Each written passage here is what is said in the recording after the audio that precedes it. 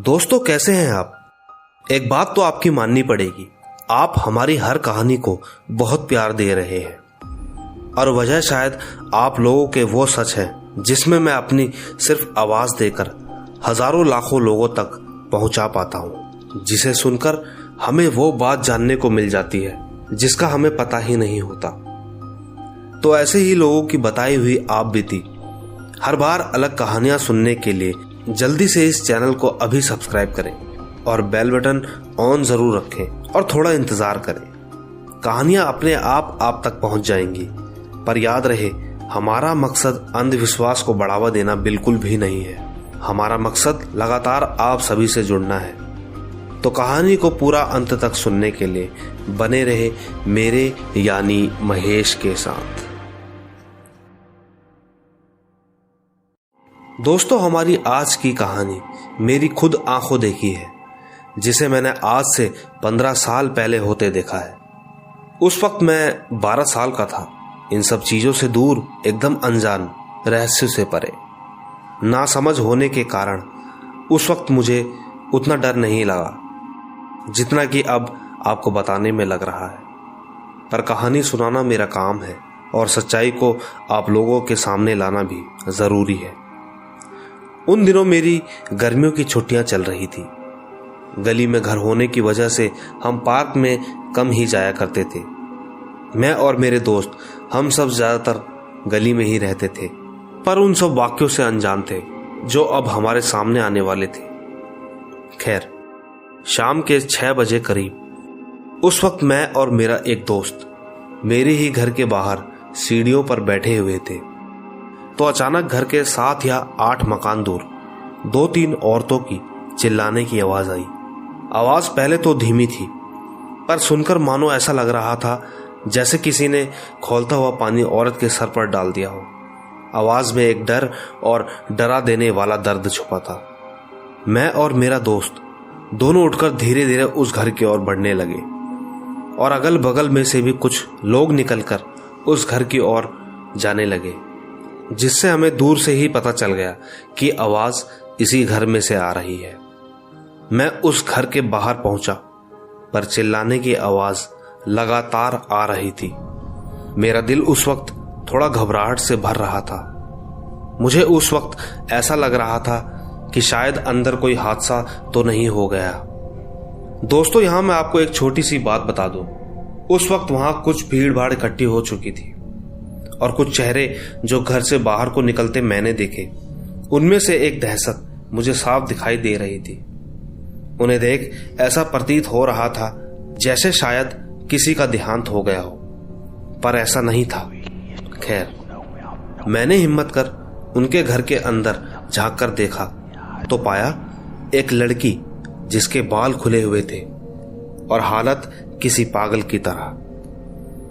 दोस्तों, उस वक्त मेरी उम्र के हिसाब से आप इतना अंदाजा जरूर लगा सकते हैं कि उस उम्र में जी रहा बच्चा, जिसे ठीक से जीने मरने के सही मायने की पहचान नहीं होती, उसने भला सामने जो देखा उसे देख ज्यादा से ज्यादा क्या अंदाजा लगा पाएगा। पर कहते हैं ना, घर की आवाज घर तक ही सीमित रहे तो बात ठीक है। अगर आवाज बाहर गई तो कहानियों को जड़ मिलते देर नहीं लगती। खैर, उसको इस हालत में देख उस वक्त मेरे मुंह से हंसी छूट पड़ी कि तभी एक आदमी उठा और अचानक उस लड़की के सामने नाचने लगा। पर लोगों का कहना है कि वो उनके घर के देवता होते हैं, जो ऐसी बुरी ताकतों का प्रभाव कम करने के लिए कुछ मिनटों या उससे अधिक शरीर में रहते हैं। दोस्तों, एक बात मैं आपको बता दूं, उस इंसान का उस लड़की के सामने नाच जाना ये अक्सर उत्तराखंड में लोगों के साथ आज भी होता है।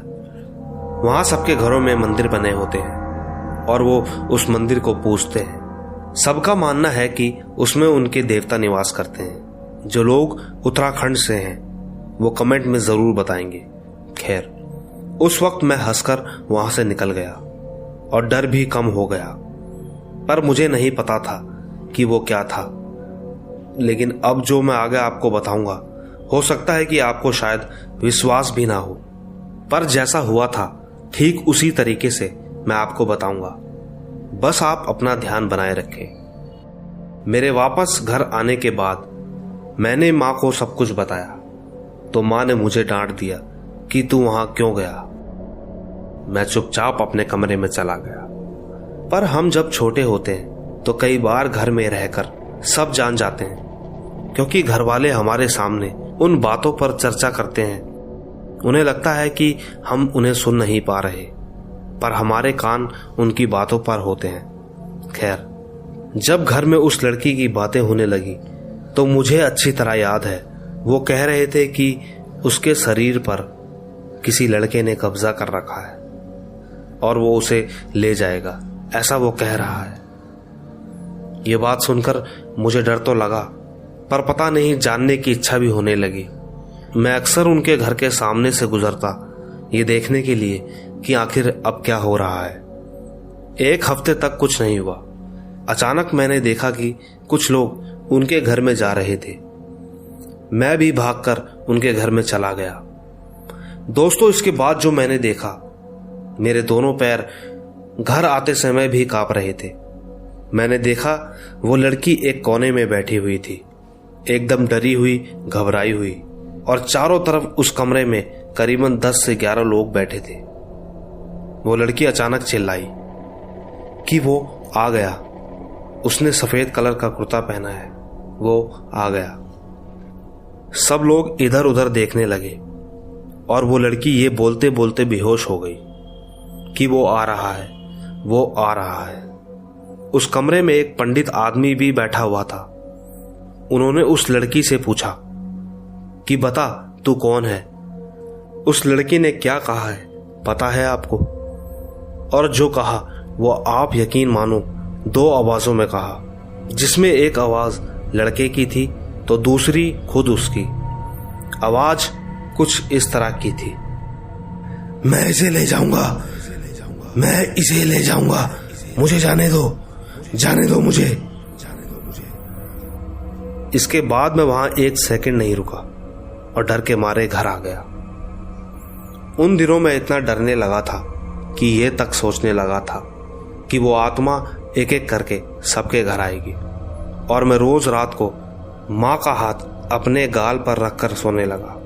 महीने बीत गए, कुछ बातें सामने आने लगी, क्योंकि मैंने तो डर के मारे वहां जाना छोड़ दिया था।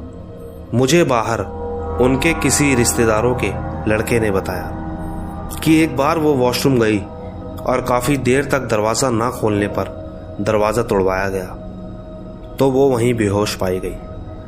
और जब उसे अंदर लाया गया तो 2 मिनट बाद ही वो बाहर की ओर भागी।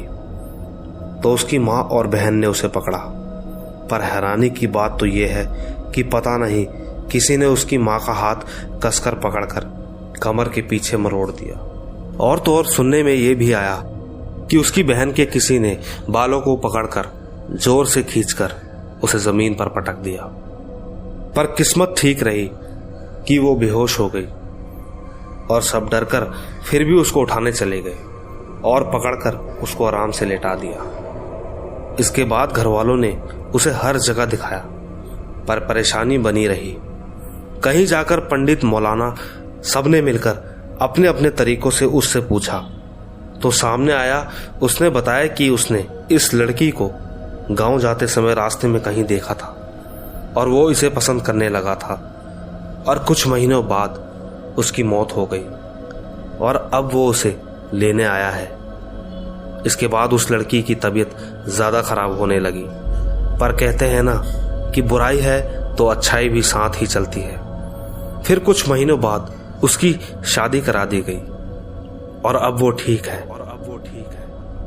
दोस्तों, यहां तक तो ठीक था, पर लाख बार हाथ पांव जोड़ने के बाद वो चला तो गया, पर बोलकर जरूर गया कि मैं 6 महीने बाद वापस आऊंगा। तब से लेकर अब तक कोई दिक्कत सामने नहीं आई है। पर सवाल ये है कि अगर कोई जिंदा आदमी ये बात बोले तो समझ आती है, पर अगर कोई आत्मा बोले तो दोस्तों, अगर आपके पास भी कोई कहानी हो तो मुझे मेरे इंस्टाग्राम पर जरूर भेजें।